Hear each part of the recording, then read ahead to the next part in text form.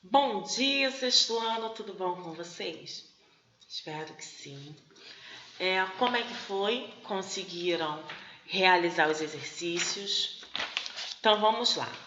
A gente vai corrigir os exercícios e vamos dar continuidade no conteúdo. Na última aula, nós vimos a questão de tirinhas. O que são as tirinhas, né? As histórias em quadrinhos em tirinhas. Elas são formadas em sequências de quadros, né? Algumas apresentam balãozinho com historinhas, outras não, só a fala. Mas elas estão ali para poder contar uma história e apresentar somente imagens ou imagens com textos, né? Histórias para nos divertirmos, né? Para nos divertirmos.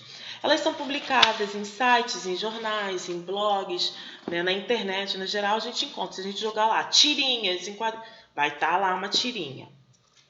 Então, assim, algumas vêm com uma mensagem crítica, outras não, outras apenas só por diversão.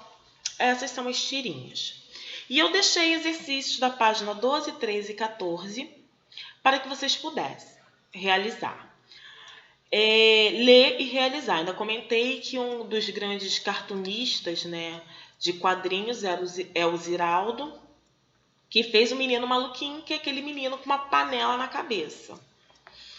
Aí eu deixei a página 12, 13 e 14 e nós iremos corrigi-las.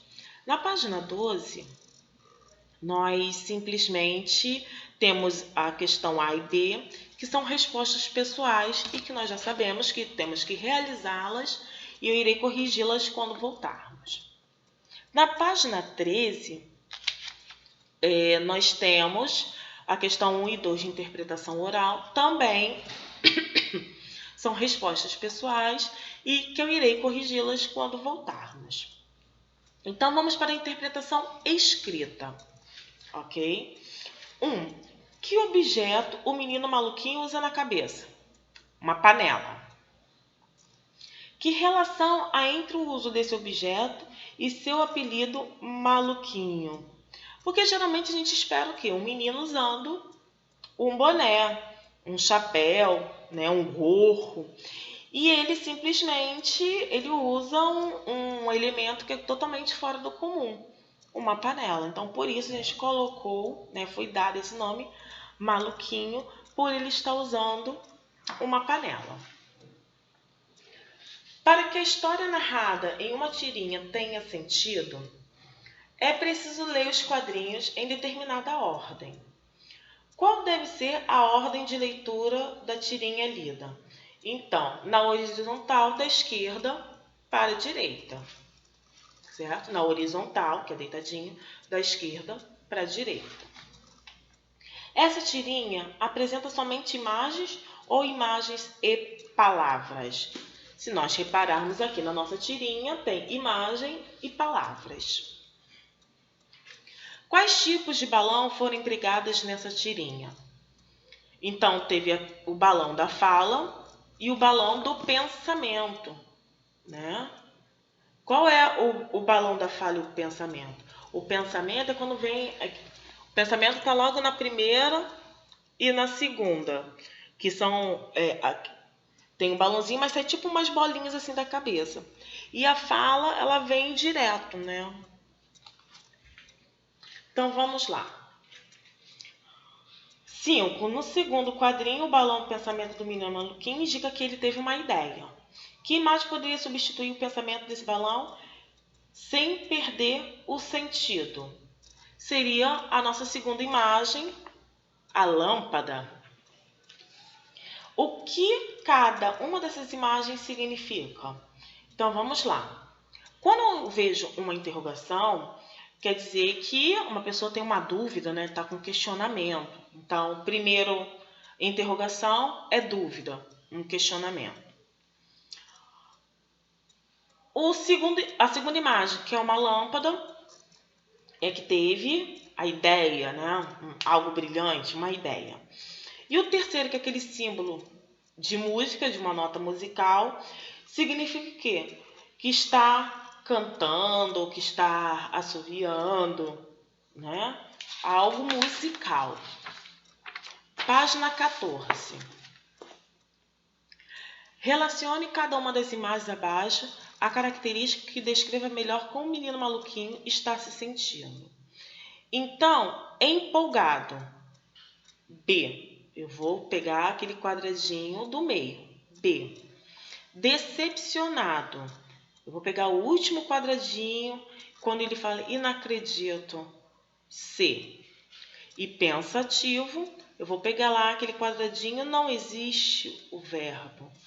A. Então, a nossa sequência ficou B, C, A.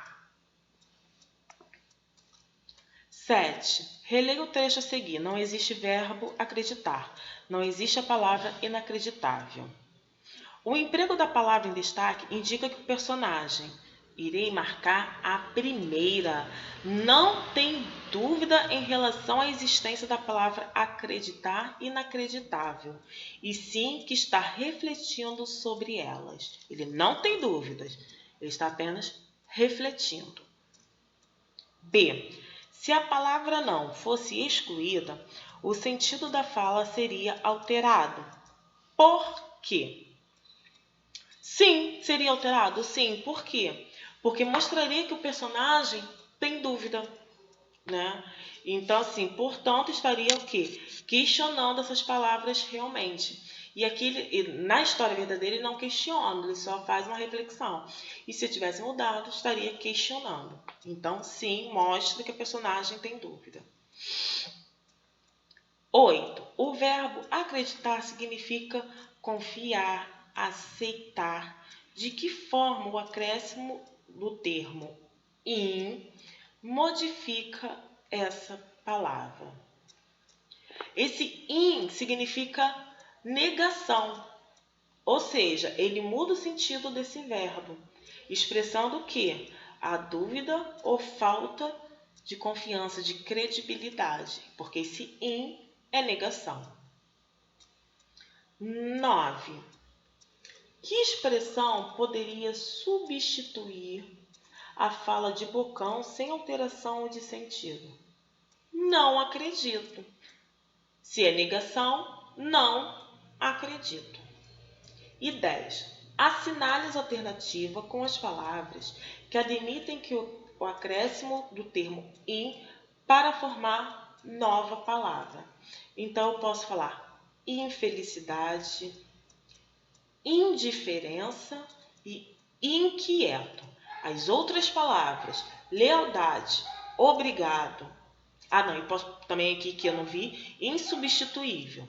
Agora a palavra lealdade e obrigado, eu não posso colocar o in na frente, ok?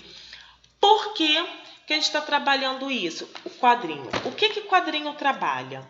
Uma linguagem verbal, uma linguagem não verbal e uma linguagem mista. Não sei se vocês lembram, mas logo no início, lá no início, quando nós começamos a nos conhecer, né, quando eu entrei na turma, lá no início de fevereiro, lá no início de março, nós vimos isso. E eu explicava, ainda até cheguei a desenhar, o que é uma linguagem verbal? É aquela com palavras. Então, se eu colocar aqui,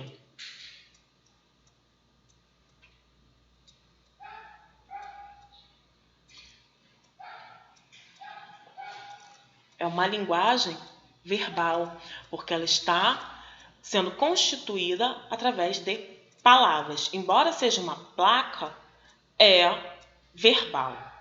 Quando eu falo uma linguagem não verbal,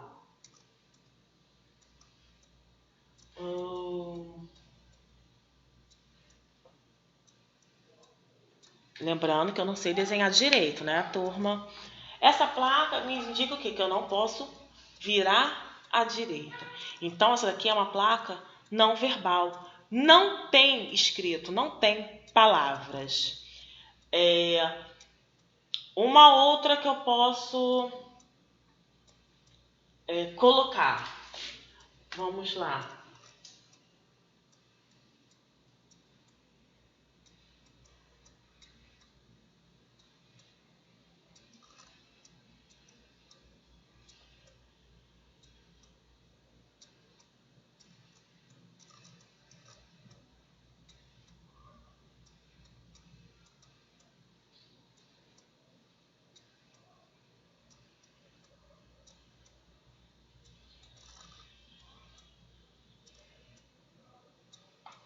Lembrando, né, gente, super desenhista a professora.